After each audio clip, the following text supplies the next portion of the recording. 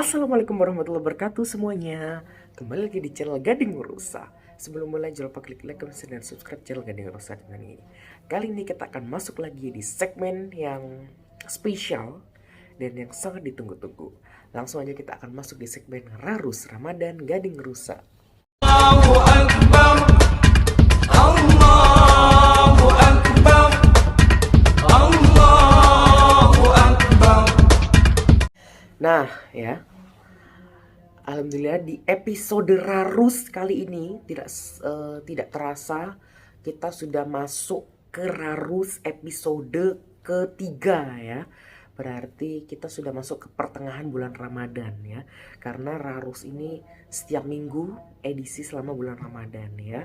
Nah, jadi kita di sini akan membahas tentang fikih atau sejarah Islam. Nah, kali ini kita akan membahas ke sejarah gitu ya, sejarah Islam. Lebih tepatnya di sini kita akan membahas sesuatu yang penting sebenarnya ya. Karena kan di pertemuan Rarus yang pertama kemarin kita sudah membahas tentang sejarah sholat gitu ya, sholat 5 waktu. Terus kita kemarin juga sudah membahas tentang bersuci. Nah, sekarang kita masuk ke minggu 3, kita akan membahas tentang sejarah kitab Al-Quran atau kitab suci umat Islam. Di sini kita akan membahas secara detail dan rinci sejarah kitab-kitab suci gitu ya. Sponsor kita jangan lupa, sponsor kita. Nah, ini ya, Balibul Akikah, sponsor kita tidak boleh dihilangkan. Nah, di sini Gading Rusa mau menjelaskan tentang sejarah Al-Quran, sejarah kitab suci umat Islam. Kenapa? Biar kalian tuh tahu gitu ya, sejarah Al-Quran dan berbagai macam tentang Al-Quran. Biar kalian tuh tidak hanya mengetahui sejarah-sejarah tentang ibadah sholat atau sejarah-sejarah tentang Al-Quran atau apapun itu gitu ya. Nah, biar kalian ini tahu juga sejarah-sejarah yang lain gitu ya, termasuk sejarah Al-Quran. Karena paling penting ya kan, ini merupakan kitab suci umat Islam. Maka dari itu semuanya harus tahu, harus ngerti gitu ya.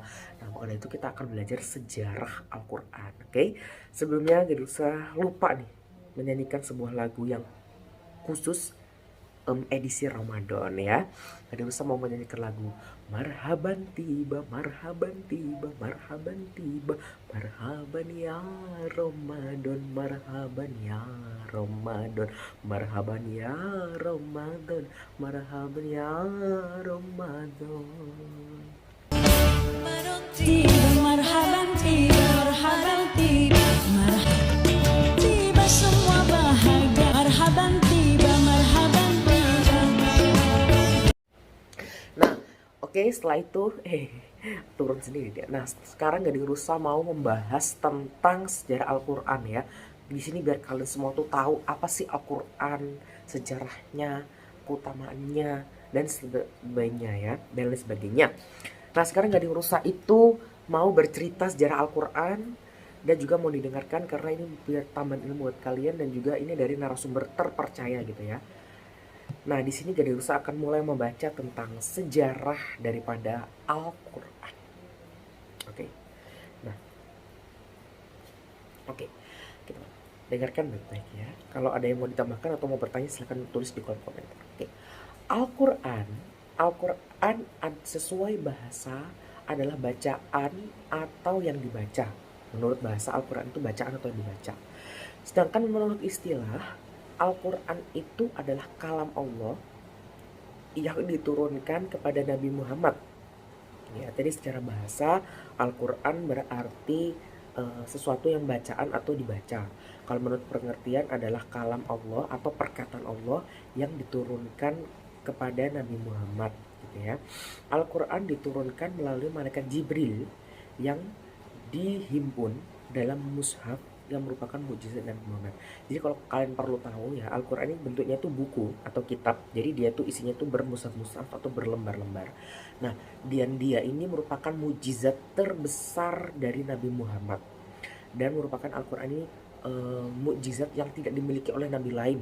Yang mukjizat terbesar yang dimiliki oleh Nabi Muhammad ya, yang hanya dimiliki oleh Nabi Muhammad. Ini tadi Al-Quran. Nah, bacanya sambil gini aja ya biar enak. Al-Quran adalah kalam Allah atau firman Allah. Ia bukanlah kata-kata manusia dan bukanlah pula kata-kata jin, setan atau malaikat. Al-Quran bukan berasal dari pikiran makhluk, bukan syair, bukan sihir, bukan pula produk kontemplasi. Nah, bukan pula produk kontemplasi atau hasil pemikiran filsafat manusia. Nah, ini tadi adalah pengertian Al-Quran ya. Nah, maksud dari il maksud dari il ijazil adwi ya, maksud dari il ijazil adwi adalah salah satu tujuan Al-Quran diturunkan untuk melemahkan musuh-musuh Nabi Muhammad ya, oke. Hal ini dapat dibuktikan dengan tantangan Al-Quran kepada yang ingkar terhadap Al-Quran untuk membuat satu surah. Namun para musuh Nabi Muhammad tidak mampu membuatnya. Jadi Al-Quran itu memang bukan dari perkataan atau dari pemikiran siapapun. Al-Quran merupakan hal perkataan atau kalam Allah SWT. Allah sendiri yang menurunkan kepada Nabi Muhammad Al-Quran tersebut. Dan Al-Quran ini punya maksud ilja'is adwi, yang maksudnya adalah untuk melemahkan musuh-musuh Nabi dengan turunnya ayat-ayat Al-Quran ini. Ya, maksud yang pertama. Yang kedua adalah maksud al-muta'abbad. Oke. Bi al-muta'abbad bitilawati. Oke. Adalah jika ada seseorang membaca Al-Quran, maka dianggap ibadah dan mendapatkan pahala. Hal inilah yang membedakan Al-Quran dengan tulisan-tulisan lainnya. Jika seorang menganggap tulisan Al-Quran, jika seorang membaca tulisan Al-Quran, maka dianggap ibadah. Sedangkan membaca tulisan lainnya tidak dianggap ibadah, seperti baca buku, kitab, koran, majalah bobo, majalah apapun. Nah, itu karya ilmiah dan tulisan-tulisan lainnya itu tidak ada pahalanya.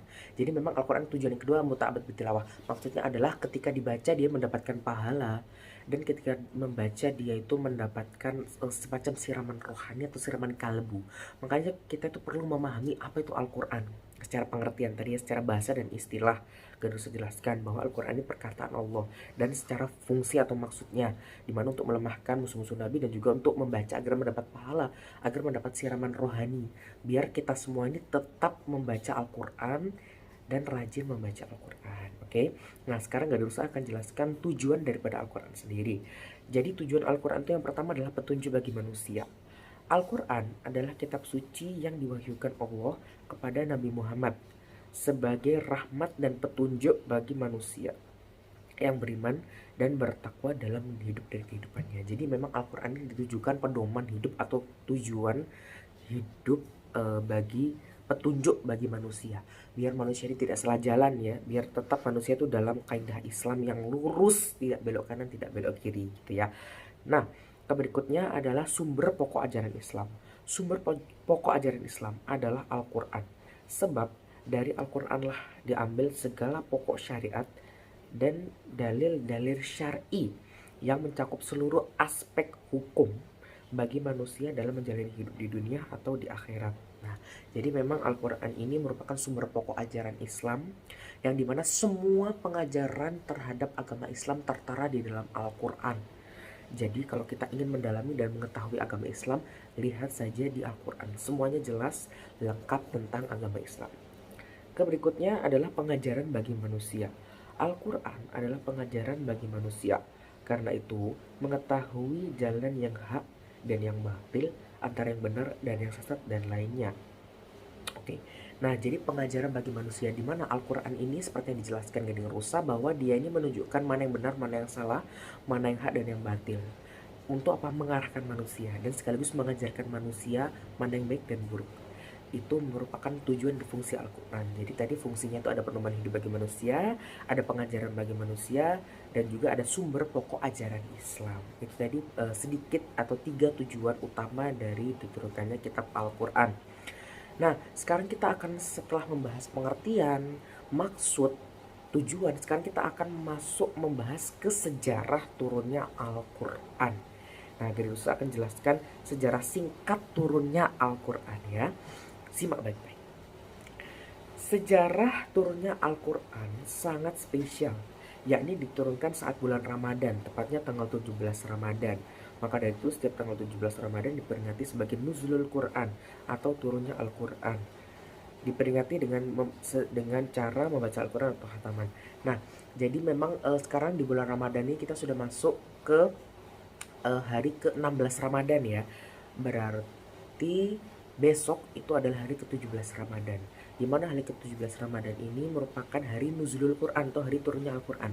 Di mana Al-Quran itu turun pada tanggal 17 Ramadan. Maka dari itu setiap tanggal 17 Ramadan diperingati nuzulul Quran atau hari turunnya Al-Quran. Bagaimana cara memperingatinya? Ya dengan dibaca setiap hari atau biasanya dilakukan kalau di Indonesia itu agenda khataman Al-Quran. Khusus di tanggal 37 Ramadan, tanggal 17 Ramadan gitu ya. Nah, sejarah Al-Quran adalah kronologi dan asal-usul kompilasi tertulis atau manuskrip kitab suci Islam tersebut. Berdasarkan temuan sejarah, rentangnya beberapa abad dan menjadi bagian utama dan penting dalam sejarah Islam awal. Menurut kepercayaan Muslim, tradisional dan catatan ilmiah Islam, wahyu Al-Quran dimulai pada tahun 610 Masehi ketika malaikat Jibril menampakkan diri kepada Nabi Muhammad, pedagang dari kota Mekah di Hijaz, Jazirah Arab. Yang waktu itu Nabi Muhammad belum jadi Nabi ya, jadi masih Muhammad gitu ya. Yang merupakan pedagang di Hijaz, Jazirah Arab, yang telah menjadi tempat perlindungan bagi dewa-dewa kafir dan pusat perdagangan penting di Gua Hiro. Jadi waktu itu pertama kali turunnya Al-Quran itu terjadi di Gua Hiro. Di Gua Hiro dan pada saat itu malaikat Jibril turun kepada Nabi Muhammad gitu ya. Nah, jadi menurut tradisi Islam, wahyu dimulai pada satu malam di bulan Ramadan tahun 610 Masehi, tepatnya pada tanggal 17 Ramadan tadi. Ya, ketika Muhammad pada usia 40 tahun menerima kunjungan pertama dari Jibril, membacakan kepadanya ayat pertama dari surat Al-Alaq.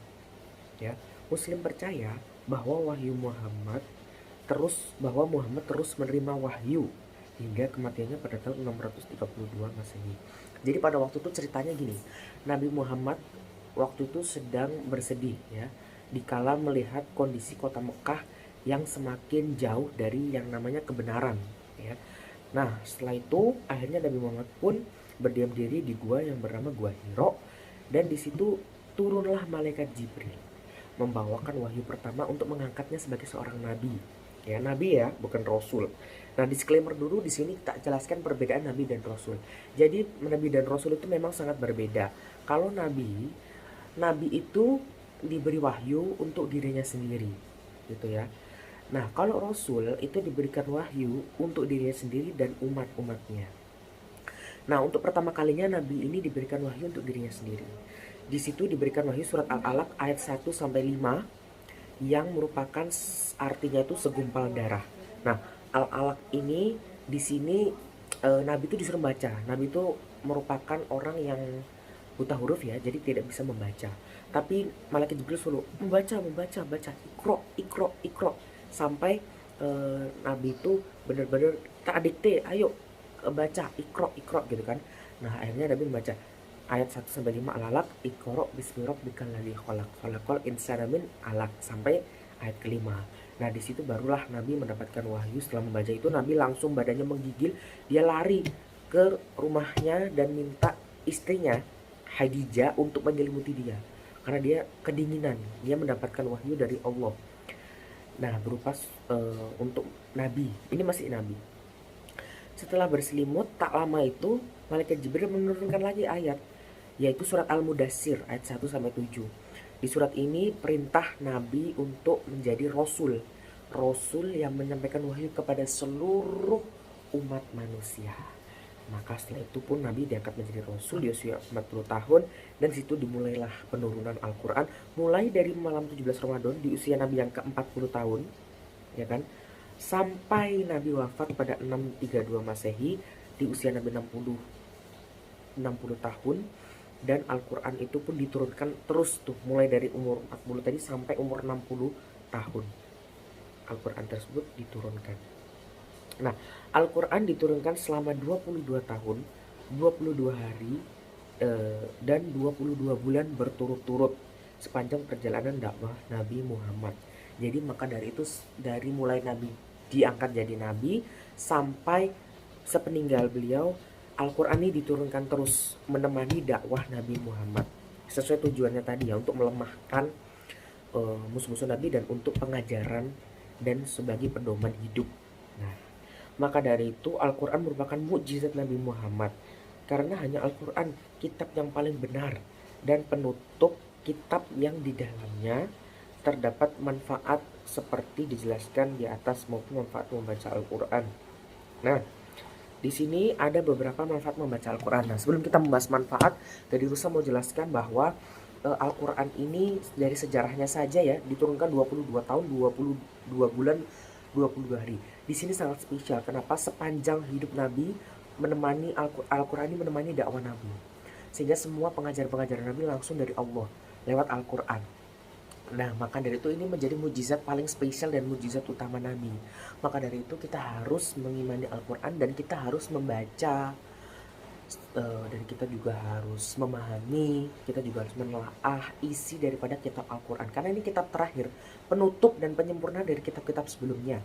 Dan ini kitab umat muslim, maka kita harus bangga dan kita harus membaca dan terus melestarikan, memahami isi-isi Al-Quran. Maka kalau kita lihat ada orang-orang yang berusaha untuk melenyapkan Al-Quran, kita harus membentengi itu. Kenapa? Karena kitab-kitab pengajaran kita, pedoman kita dari Al-Quran. Maka kita semua harus terus mempertahankan kaidah Al-Quran ini. Kenapa? Karena Al-Quran ini memberikan beberapa manfaat. Manfaatnya adalah berikut.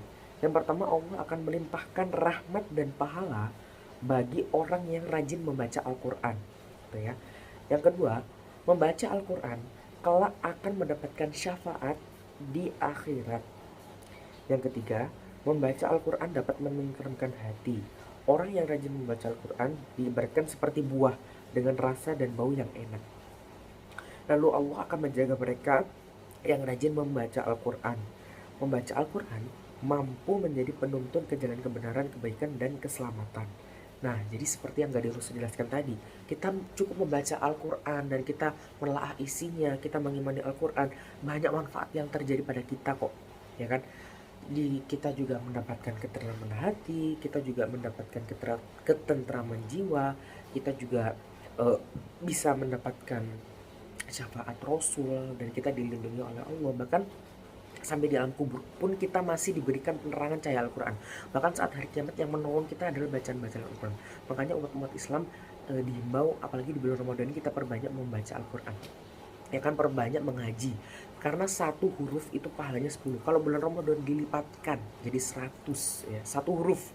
Bayangkan satu kitab dan kita khatamkan Al-Quran, berapa pahalanya dan berapa manfaat yang kita dapatkan. Maka dari itu kita harus sering-sering untuk membaca Al-Quran. Apalagi di bulan Ramadan, kita manfaatkan itu dengan baik. Nah, dari sejarahnya tadi aja udah kelihatan betapa spesialnya Al-Quran dan tujuannya untuk kehidupan kita, untuk memotivasi hidup, dan dari fungsinya aja untuk melemahkan musuh-musuh Nabi, ya kan, untuk menjadikan pahala bagi umat muslim gitu. Maka Al-Quran itu sangat penting bagi kita ya, karena kalam Allah, dari Allah langsung Al-Quran. Maka dari itu setiap muslim wajib membaca Al-Quran, merupakan pedoman hidup dan firman Allah. Selain itu dapat membantu amalan kita di akhirat kelak. Ya, banyak kejadian karena Al-Quran orang jadi mu'alaf. Banyak ilmuwan-ilmuwan yang pertamanya tidak percaya dengan Al-Quran, setelah mereka membedah Al-Quran mereka langsung mu'alaf. Karena mereka tahu Al-Quran ini penyempurnaan dari kitab-kitab sebelumnya dan merupakan hal yang sangat penting. Dan semua kehidupan manusia itu diatur dalam Al-Quran, tidak diatur dalam kitab-kitab lain. Makanya itu Al-Quran itu sangat spesial. Nah, setelah itu mari kita semua itu budayakan untuk membaca Al-Quran sebagai orang muslim dan mengamalkan setiap apapun yang diajarkan dalam Al-Quran agar hidup kita ini tentram dan senantiasa dalam lindungan Allah. Nah, maka dari itu Gading Rusa mengajak semuanya di sini, ayo kita sama-sama untuk membaca Al-Quran agar kita semua ini mendapatkan perlindungan dari Allah, agar kita itu mendapat pahala, terutama di bulan Ramadan ini kita giatkan baca Al-Quran. Apalagi nanti 17 Ramadan turunnya Al-Quran, dimana kita itu menggiatkan baca Al-Quran biar kita mendapatkan pahala dan kita juga mendapatkan pahala lebih berlipat dari sebelumnya ya. Jadi dari pengertian Al-Quran, Masya Allah ya, dari kalam Allah, perkataan Allah. Terus juga ada tujuan Al-Quran, maksud Al-Quran ya kan, untuk melemahkan musuh-musuh Nabi dan juga untuk mendapatkan pahala bagi kita yang membacanya. Dan juga ada tujuan-tujuan Al-Quran sebagai pengajaran, sebagai pedoman hidup bagi manusia. Dan juga ada sejarah Al-Quran tadi ya, yang sangat-sangat spesial di Al-Quran, dan juga merupakan manfaat-manfaat Al-Quran. Maka dari itu kita harus baca ya. Kenapa? Karena semua kehidupan kita diatur dalam Al-Quran. Karena pedoman kita, hidup kita berarah lewat Al-Quran ya. Dan itu merupakan perkataan dari Allah. Dan kita harus menjaga kitab suci Al-Quran ini. Kita harus membaca, menelaah, memahami isi dari Al-Quran agar keberlangsungan hidup kita ya. Jadi itu tadi sejarah Al-Quran. Jadi terima kasih sudah nonton video kali ini. Jangan lupa like, comment, share, dan subscribe channel Gani Rusa, aktifkan loncengnya agar kalian tahu konten terbaru. Dan juga masih tetap semangat puasa ya, karena masih ada rarus terakhir di bulan Ramadan tahun ini. Nggak kerasa ya, kita pertemuan selanjutnya merupakan rarus terakhir di Ramadan 2022 ya. Semoga kita bisa bertemu dengan Ramadan tahun-tahun berikutnya. Rarus minggu depan membahas apa sih? Nah, Rarus minggu depan kita akan membahas tentang sejarah malam yang sangat spesial, malam yang beda dengan malam-malam lainnya. Penasaran kan? Nanti saksikan minggu depan ya. Oke, jadi terima kasih sudah nonton video kali ini ya. Dan jangan lupa kalian untuk klik like, comment, dan subscribe. Sampai jumpa di video-video berikutnya. Terima kasih dan wassalamualaikum warahmatullahi wabarakatuh.